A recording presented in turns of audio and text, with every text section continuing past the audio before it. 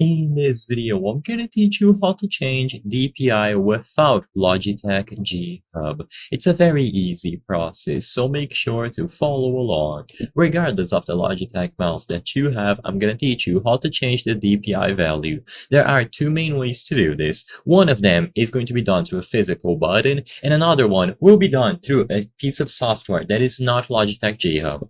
So for the first option, all that you have to do is check to see if your specific Logitech mouse has a DPI button. So in these examples here, this one, the 403, has a DPI button, and it's the same thing for the 502. However, the Superlight in this example does not have a DPI button. So in this case, you would only be able to change the DPI if you had one of these models that has a physical DPI switch button. And all that you have to do in these cases is to press the button, and it's going to cycle between the DPI presets that they have from the factory.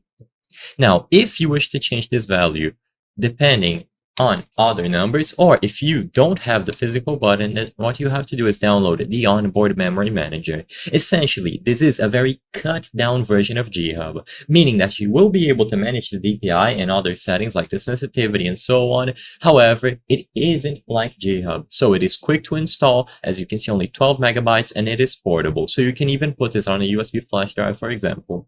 So download the onboard memory manager from the Logitech support website. So go to support.logi.com and look for the onboard memory manager. It should be the very first result to pop up.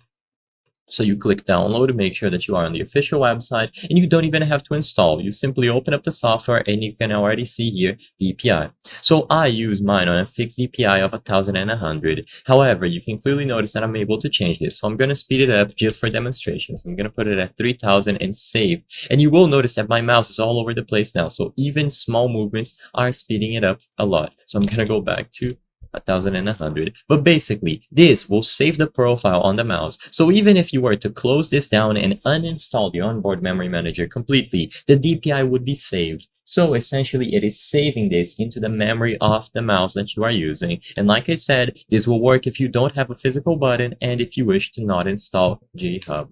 I hope I was able to help you on how to change DPI without Logitech G Hub. If this video helped you, please be sure to leave a like and subscribe for more very easy tips. Thank you for watching.